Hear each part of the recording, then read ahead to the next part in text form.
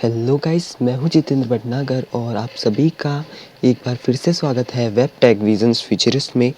और आज के इस वीडियो में हम लोग बात करेंगे HTML टेबल्स के बीच की स्पेसिंग के बारे में, पैडिंग के बारे में और टेक्स्ट अलाइनमेंट के बारे में। तो सबसे पहले हम शुरुआत करेंगे सेल पैडिंग की। सेल पैडिंग क्या है मैं आपको बता दूँ।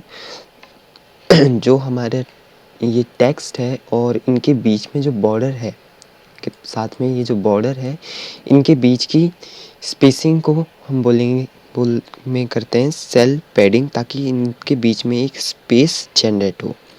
ठीक है, तो उसके लिए हमें क्या करना पड़ता है, हमें सिंपली अपने हेड सेक्शन के स्टाइल एरिया में जाना है, वो एंटर प्रेस करें यहाँ पे, है ना, और यहाँ पे शुरू करें। तो हम जो पैडिंग देंगे, ये पैडिंग हम देंगे टेबल हेडर में और टेबल के डाटा में। तो यहाँ हम टाइप करेंगे TH एंड TD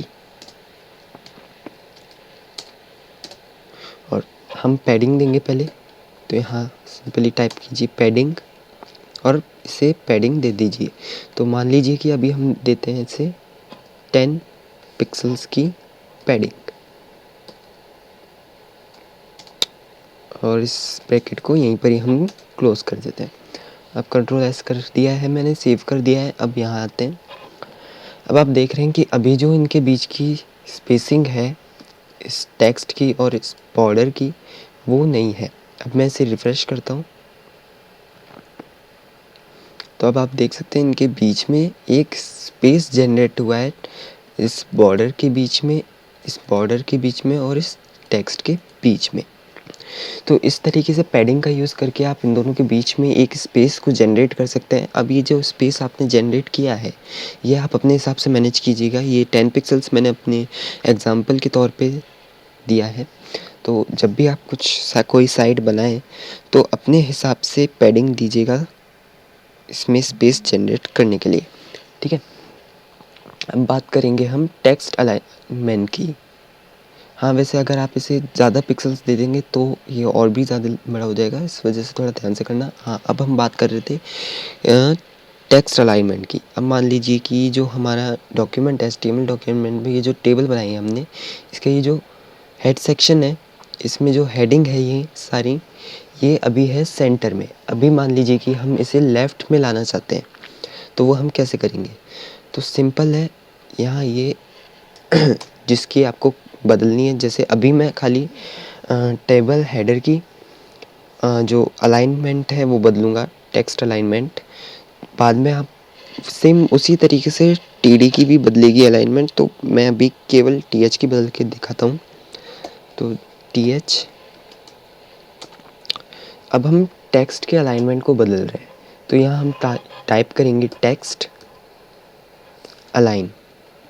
ठीक है, टेक्स्ट अलाइन टाइप करने के बाद अब हमको यहाँ पे वो अलाइनमेंट प्रॉपर्टी देनी है कि मेरा मतलब ये बताना है कि क्या अलाइनमेंट आपको देना है अपने टेक्स्ट में। अभी हमारा जो टेक्स्ट है वो है सेंटर में। अब मान लीजिए कि हम इसे कर रहे हैं लेफ़्ट में, इसे कर दिया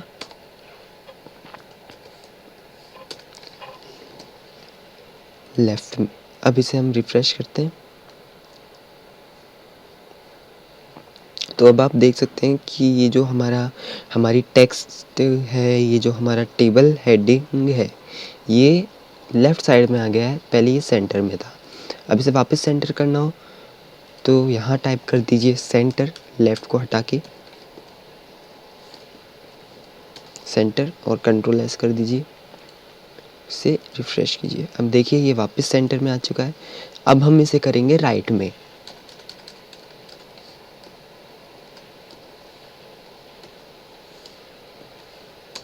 राइट, Ctrl+S और इसे करते हैं रिफ़्रेश। तो अब आप देख सकते हैं कि ये जो हमारा टेबल हेडिंग है वो उसके टेक्स्ट का अलाइनमेंट हो गया है राइट साइड पर। तो इस तरीके से आप टेबल के टेक्स्ट के अलाइनमेंट को बदल सकते हैं, फिर वो चाहे टेबल हेडर का हो या टेबल डाटा का हो। टेबल डाटा का भी सेम इसी तरीके से बदलेगा टेक्स्ट अलाइन, बस वहाँ TH नहीं TD लगेगा। ठीक है, अब हम बात करते हैं बॉर्डर स्पेसिंग की। बॉर्डर स्पेसिंग से मतलब है कि ये जो हमारा ये बॉर्डर है इसका और ये जो हमारा सेल है इसके बीच में एक स्पेस को जनरेट करना। वो हम कैसे करेंगे, यहाँ हम अपने हेड सेक्शन के स्टाइल में सिंपली यहाँ टाइप करेंगे टेबल, क्योंकि ये पूरी टेबल में होगा तो हम यहाँ टाइप करेंगे टेबल। अब हम बॉर्डर में स्पेसिंग कर रहे हैं तो यहाँ हम टाइप करेंगे बॉर्डर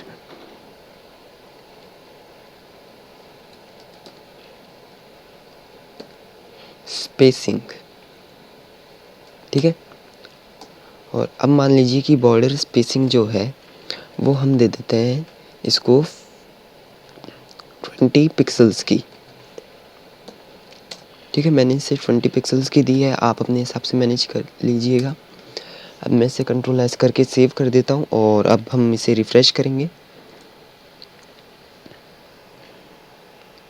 तो अब आप देख सकते हैं ये जो हमारे ये बॉर्डर है, इसका बॉर्डर और ये जो हमारा सेल है, इन सब के बीच में एक स्पेस जनरेट हो चुका है, क्योंकि हमने टेबल में बॉर्डर स्पेसिंग करी है। तो ये जो सेल्स हैं ये अपने बॉर्डर से 20 पिक्सल्स की दूरी पे हैं इस वक्त, जो कि हमने यहाँ पे डाला है कमांड की 20 पिक्सल्स की दूरी हो बॉर्डर स्पेसिंग में, इस वजह से।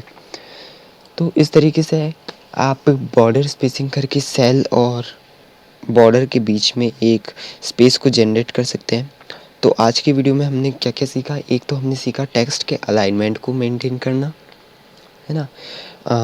जो हमारे टेबल का डाटा होता है, टेक्स्ट होता है, उसमें और बॉर्डर के बीच में स्पेस को जनरेट करना, और पूरी टेबल के बॉर्डर में बॉर्डर और सेल्स के बीच में स्पेस को जनरेट करना, ठीक है। तो आज की वीडियो में इतना ही। नेक्स्ट वीडियो में हम आगे के टॉपिक्स के बारे में बात करेंगे। वीडियो अच्छा लगा हो तो लाइक शेयर एंड सब्सक्राइब कीजिएगा और कमेंट सेक्शन में ज़रूर बताइएगा कि आपको क्या चीज़ समझ में नहीं आई है, ताकि नेक्स्ट वीडियो में थोड़ा बहुत उसे क्लियर कर लें। तो मिलते हैं अगले वीडियो में।